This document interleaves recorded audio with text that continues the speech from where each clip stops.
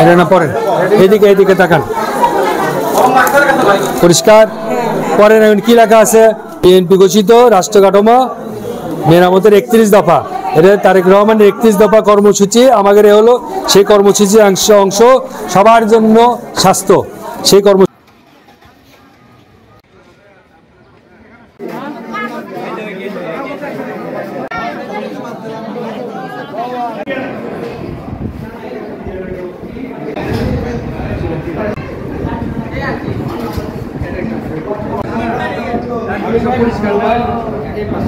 আমি আজকে আমার যে পূর্ব ঘোষিত 12টা ইউনিয়নের মধ্যে আজকে দ্বিতীয় প্রোগ্রাম আমি করছি এখানে।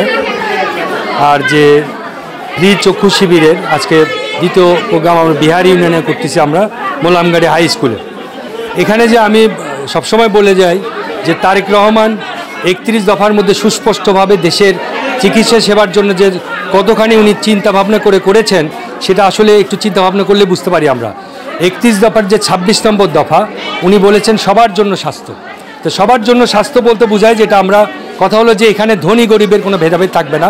এখানে যারা শহরে থাকুক গ্রামে থাকুক সবার জন্য একই রকম হবে, মানে অধিকার বঞ্চিত যেন না হয় এবং সবাই যেন স্বাস্থ্যসেবা পায়। আর সার্বজনীন স্বাস্থ্যসেবা মানে আমার এখানে গরিবকে আমরা আগে করব ধনীকে পরে করব এরকম কোনো কিছু না, আমরা সবাইকেই স্বাস্থ্যসেবা দেবো। এখানে করলে যে আমরা যদি দেখি আমাদের চিকিৎসা ব্যবস্থায় যে যারা প্রাইভেট চিকিৎসায় বা ক্লিনিকগুলা বা হাসপাতালগুলায় যে 69% একটা আমাদের পকেটের টাকা খরচ হয়ে যায়, সেই 69% টাকা আমাদের আসলে বিশাল বড় একটা এক্সপেন্ডিচার। একটা সংসার চালাইতে হইলে তাদেরকে অনেক খরচ করতে হয়, তার পাশে যদি তার চিকিৎসা বাবদ 69% খরচ হয়ে যায় তাহলে তারা সঠিক চিকিৎসা পায় না। এছাড়া হয় বৈষম্য, আমাদের যে বৈষম্যতা আছে গরিবকে ধনীকে বা গরিবদের চিকিৎসা। আজকে আমরা গ্রামে আসছি, এখানে অনেক লোকের দেখলাম আমি চোখ নিয়ে সচেতনতা নেই। চোখের যে একটা অমূল্য সম্পদ, একটা রেটিনাতে আমাদের খুব সহজে অন্ধ হয়ে যেতে পারে, গ্লুকোমা ডায়াবেটিক হলে যে তাদের চোখ অন্ধ হয়ে যেতে পারে, নার্ভের উপর ইফেক্ট করতে পারে, সেই জিনিসগুলো আমরা সচেতনতা করতেছি। যেহেতু আমি বাইরে আলাপ করেছি, আমাদের দুবাই আমার আলাপ হয়েছে যে ইনভেস্টরদের সাথে, তাদের আমাদের যে পরিকল্পনা 2টা ধাপের পরিকল্পনা। একটা স্পেশালাইজড হসপিটাল করব। স্পেশালাইজড হসপিটাল মানে আমাদের অনেক পরিমাণে মুদ্রা দেশের বাইরে চলে যাচ্ছে, ইন্ডিয়াতে, থাইল্যান্ডে, ব্যাংককে, বিভিন্ন জায়গায়। আমরা চাই এমন একটা চিকিৎসা ব্যবস্থা করার জন্য উত্তরবঙ্গে স্পেশালি, যে যেখানে যেন মানুষ দেশের বাইরে যেতে না হয়। তাদের স্পাইনের জন্য একটা স্পেশাল হাসপাতাল হবে, চোখের জন্য একটা হাসপাতাল হবে।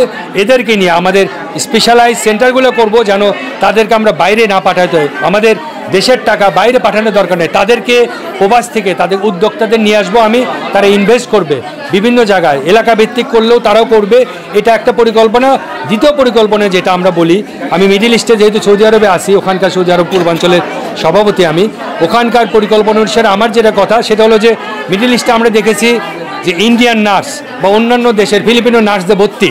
তা আমাদের দেশের যে এত জনসংখ্যা, আমাদের নার্সিং সেক্টরে আমরা কিন্তু করতে পারলে একটা স্পেশালাইজ নার্সিং সেন্টার করব। ইউকে অ্যাফিলিয়েটেড একটা নার্সিং সেন্টার করার ইচ্ছা আছে, যে নার্সিং সেন্টারে নার্সরা এইখানে ট্রেন করে আমরা মিডিল ইস্টে পাঠাইতে পারলে অনেক আমাদের রেমিটেন্স আসার অনেক পথ আমাদের খুলে যাবে। আমাদের সম্পদ মানব, সেই সম্পদকে ইউজ করার জন্য তারেক রহমানের খুব সুন্দর দিক নির্দেশনা আছে। তার 1 কোটি জনগণকে যে সে ট্রেন করবে, তাদেরকে বাইরে পাঠাবে, তাদের থ্রুতে আমাদের রেমিটেন্স আসবে। ইনশাল্লাহ আমরা দেশকে অনেক সামনের দিকে এগিয়ে নিতে পারবো। ধন্যবাদ আপনাকে।